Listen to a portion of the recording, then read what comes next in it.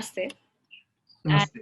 पैगाम संवाद के दूसरे एपिसोड में मैं देवांशी ठाकुर भूषण पुनानी जी के साथ जुड़ी हुई हूँ, जो कि ब्लाइंड पीपल्स एसोसिएशन के एग्जीक्यूटिव सेक्रेटरी है। 1979 में वे IIM अहमदाबाद से ग्रेजुएट हुए हैं और तभी से आई थिंक आप BPA के साथ रहे हैं। काफी लोग जुड़े हुए हैं ये ऑर्गेनाइजेशन के साथ। तो उसका जो बेस है, उसके जो मेन आइडियाज है, उसकी जो मेन फिलोसॉफी है, वो अगर आप एक दो सेंटेंस में कहेंगे तो वो क्या होगी? सबसे पहले तो हम जो गांधीयन प्रिंसिपल है ट्रस्टीशिप, उस पर कार्य करते हैं। हर एक व्यक्ति जानता है कि जो भी प्रॉपर्टी है, मिल्कत है, सब कुछ है, वो संस्था का है, एक कार्य के लिए है। हम केवल करता है, नथिंग बिलोंग्स टू अस। हमारे किसी की ओनरशिप नहीं है। जो आपको तनख्वाह मिलती है वही आपके, उसके अलावा सब कुछ एक संस्था का है। आप केवल और केवल उसके संचालक हैं। नंबर 2, यदि संस्था पारदर्शी होगी, यदि संस्था जवाबदेही के साथ कार्य करेगी, तो लोग और जुड़ेंगे, क्योंकि हम जो भी यहाँ धन का उपयोग करते हैं ये पब्लिक मनी है, पब्लिक के द्वारा किया गया है, हम केवल उसके कस्टोडियन है। यदि हम उस पब्लिक को धन का उपयोग कहाँ किया जाता है, कैसे किया जाता है, कौन करता है, किसको लाभ होता है, इसका फीडबैक देंगे तो लोगों को अच्छा लगेगा। हमारी संस्था का जो मूल मंत्र है, ट्रांसपेरेंसी, अकाउंटेबिलिटी और लोगों को ये विश्वास दिलाना कि आपने जो पैसा दिया है वो सब कार्य के लिए उपयोग किया जाएगा। और इसी बेस पर हमारी संस्था आगे बढ़ी है। मुझे कहते हुए बहुत गर्व होता है कि इन प्रिंसिपल के कारण हमारी संस्था को काफी महत्व मिला है। मैं आगे कुछ स्टोरीज बताऊंगा कि इससे क्या परिणाम मिल सकता है, और इन जो मूल मंत्र है इसको हम लेकर चल रहे हैं। जी बिल्कुल। अभी आपने जैसे कहा कि ये जो अलग अलग जो भी मिलता है वो संस्था के लिए है, पर अगर कोई भी अगर किसी ने भी ब्लाइंड पीपल्स एसोसिएशन विजिट किया तो उन्होंने वो देखा ही होगा कि वहां पे जो भी दिव्यांग लोग रहते हैं उनको काफी नॉर्मली और इक्वली ट्रीट किया जाता है, कि ऐसे उनको कभी फील कराया नहीं जाता कि उनमें कुछ शायद कुछ कमी या वैसे हो। बहुत इक्वली और एकदम नॉर्मल ह्यूमन बीइंग की तरह ट्रीट किया जाता है। तो अब आप कैसे कहेंगे कि ये जो ऑर्गेनाइजेशन जो ईच इंडिविजुअल को प्रॉपर एजुकेशन भी दे रहा है, तो इन सब में क्या क्या मेथड्स रही है? Like how do they make sure कि ये इक्वालिटी बनी रहे, उनको लाइफ स्किल्स ऐसी सिखाई जाए जिससे वो आगे जाके प्रॉपर एम्प्लॉयमेंट या वैसा कुछ भी मतलब देख खुद के लिए वो ध्यान अपना रख सके। हमारी संस्था का जो ध्येय है, हम दिव्यांग व्यक्ति को समाज की मुख्य धारा के साथ जोड़ना चाहते हैं। हम चाहते हैं कि वो किसी और व्यक्ति की तरह सक्षम होकर कार्य कर सके। और दूसरा जो फिलॉसफी है, हम लोग व्यक्ति की दिव्यांगता पर नहीं और उसकी शक्ति पर देखते हैं, उसकी क्षमता पर देखते हैं। हम लोग ये देखते हैं कि उस व्यक्ति में दिव्यांगता के साथ साथ कौन सी क्षमताएं हैं जिसका उपयोग करके किसी और व्यक्ति की तरह वो सक्षम रूप से कार्य कर सकता है। और तीसरा, यह हर एक व्यक्ति को आदर दिया जाता है, सत्कार दिया जाता है, क्योंकि हर एक व्यक्ति मानवी है। वो कुछ भी हो, बड़ा हो के छोटा हो, हम सभी इंसान हैं, उससे बढ़कर कुछ नहीं है। यदि हम हर एक व्यक्ति को उस इंसानियत के पहलू के से देखेंगे, उस पलड़े में तोलेंगे कि तुम सभी बराबर हो, तो काफी उससे अच्छा कार्य होता है। और चौथा जो बहुत ही इम्पोर्टेंट है, हम चाहते हैं कि व्यक्ति में आत्मविश्वास बढ़े, सेल्फ कॉन्फिडेंस आए, और वो विश्वास के साथ कह सके कि मैं ये कार्य करने में सक्षम हूँ। हम लोग केवल दया, धर्म, अनुकंपा उस पर आधारित नहीं है। हम व्यक्ति की क्षमता विकास, उसको एक एहसास दिलाना चाहते हैं कि वो किसी और व्यक्ति की तरह वो भी सक्षम है, वो भी अपने पग पर खड़ा हो सकता है, आत्मनिर्भर बन सकता है। इस उद्देश्य से हम आगे चलते हैं, जिससे व्यक्तियों को काफी लाभ होता है। जैसे कि अब वही मतलब जो कैंपस पे वहीं पे एक सेंटर है जहाँ पे पार्शियली ब्लाइंड लोग एक ब्यूटी पार्लर चला रहे हैं, कि कोई वैक्सिंग कर रहा है, कोई थ्रेडिंग कर रहा है। वैसे कौन से अलग अलग प्रोफेशंस में ये लोग जुड़े हुए हैं?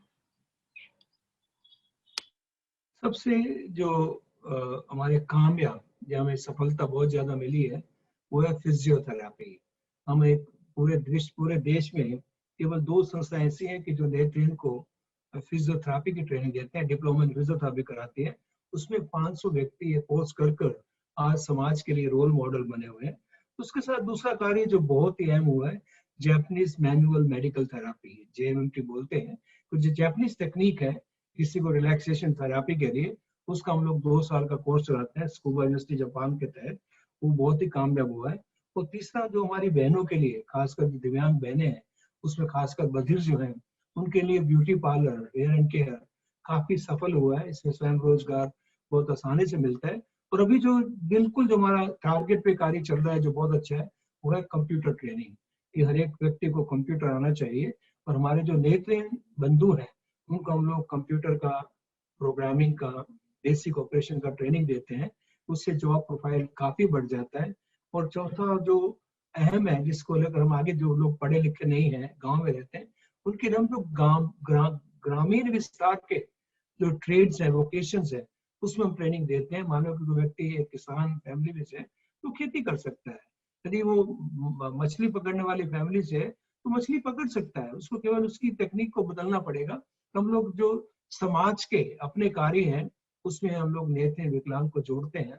अभी हम जो आगे बढ़ रहे हैं उसमें office management, front desk management, call office, business process organization वगैरह वगैरह में काफी आगे बढ़ रहे हैं और रिस्पॉन्स काफी अच्छा मिल रहा है। तो ये वही हुआ कि जो सबकी आपने अलग अलग स्ट्रेंथ को छाना है और बाद में उसको कैसे प्रोफेशनल यूज किया जाए, वैसे ये ऑर्गेनाइजेशन कर रहा है।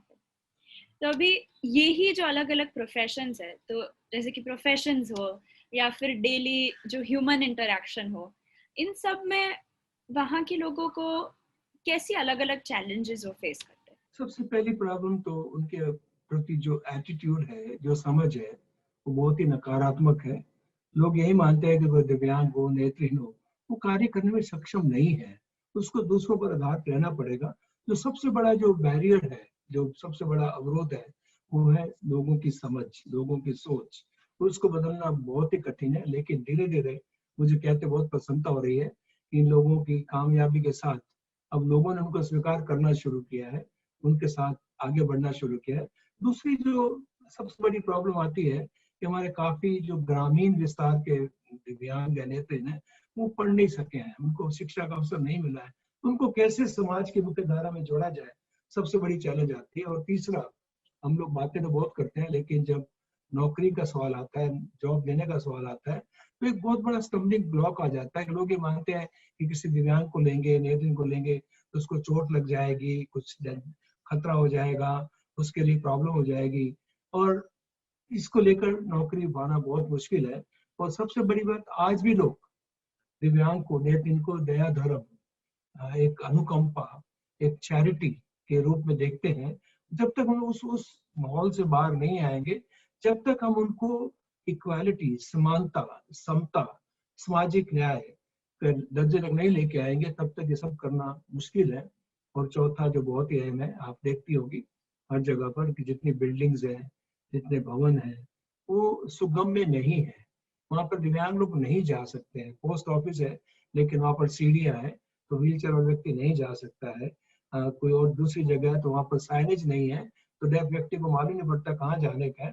तो जो सुगम्य भारत अभियान का जो मूवमेंट है, अभी केवल पेपर पर है, वो लोगों के दिमाग में, जहन में अभी तक आया नहीं है। जब तक लोग एक इक्वालिटी, समता और समानता का दर्जा दिव्यांग को नहीं देंगे, मैं मानता हूँ कि सभी समस्याएं जहाँ थी वहीं पर रहेगी, हम लोग ज्यादा विकास नहीं कर पाएंगे।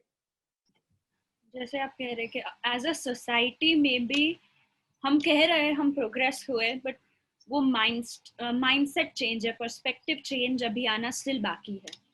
तो बीपी एज एन ऑर्गेनाइजेशन क्या स्टेप्स ले रहा है to maybe awareness spread करने के लिए? 1984 से एक अलग प्रकार का कार्य शुरू किया था, सामुदायिक आधारित पुनर्वास योजना। उसका ये है कि हम लोग समाज हमारे पास नहीं आएगा, हम लोग समाज के पास जाएंगे, हम लोग समुदाय के पास जाएंगे।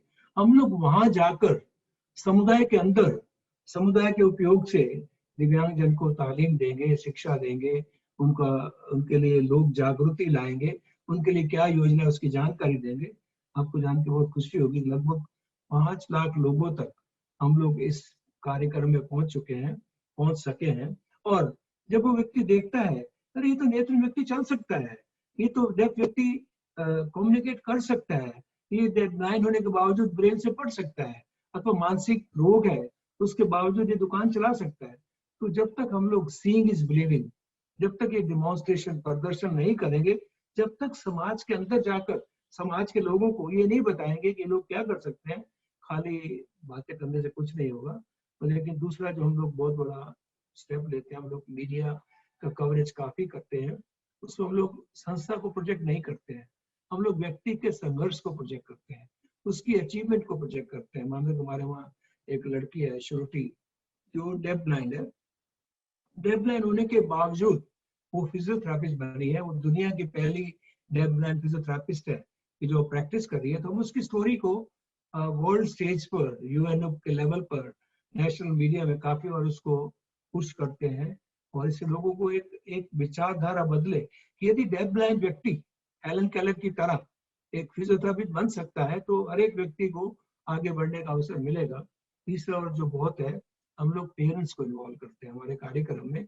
जब तक पेरेंट्स, जब तक सिबलिंग, भाई बहन इन्वॉल्व नहीं होंगे, कार्य नहीं बढ़ेगा। और जो आपने बताया विजन इन द डार्क, एक बहुत ही अहम एक्सपेरिमेंट है, और उसमें हम लोग किसी भी व्यक्ति को 1 घंटे के लिए अंधकार की दुनिया में लेकर जाते हैं, और अंधकार की दुनिया में ले जाकर नेत्रहीनता क्या है, नेत्रहीनता से क्या बंधन आते हैं, क्या मर्यादाएं आ जाती हैं, क्या तकलीफें, क्या दिक्कत, क्या मजबूरी आती है, उसका एहसास करवाते हैं। लेकिन साथ में ये भी बताते हैं कि यदि उनको वातावरण दिया जाए, उनको टेक्नोलॉजी दी जाए, उनको ज्ञान दिया जाए, उनको सपोर्ट दिया जाए, मार्गदर्शन दिया जाए, वो लोग सभी कार्य कर सकते हैं। तो इससे सॉर्ट ऑफ लोगों को पहले असमंजस की स्थिति में लेके जाते हैं, फिर उनको हम लोग पॉजिटिव एटीट्यूड की तरफ लेके जाते हैं, फिर उनको जानकारी देते हैं। फिर उसके बाद हमने एक टेक्नोलॉजी म्यूजियम बनाया है, वहाँ पर इनके लिए नई टेक्नोलॉजी क्या है उसके बारे में बताते हैं। फिर हम लोग छोटी फिल्म बताते हैं कि ये लोग क्या कर सकते हैं। और उस देवांशी, आपको जान के खुशी होगी कि जो भी लोग अंदर गए हैं वो बिल्कुल एक चेंज एंटिटी, एक बिल्कुल एक मेटामॉर्फोसिस, एक ट्रांसफॉर्मेशन होकर एक पूरी तब्दीली के साथ बाहर आते हैं। तो उसके परिणाम बहुत ही उत्साहजनक है, और काफी लोगों ने इससे काफी लाभ उठाया।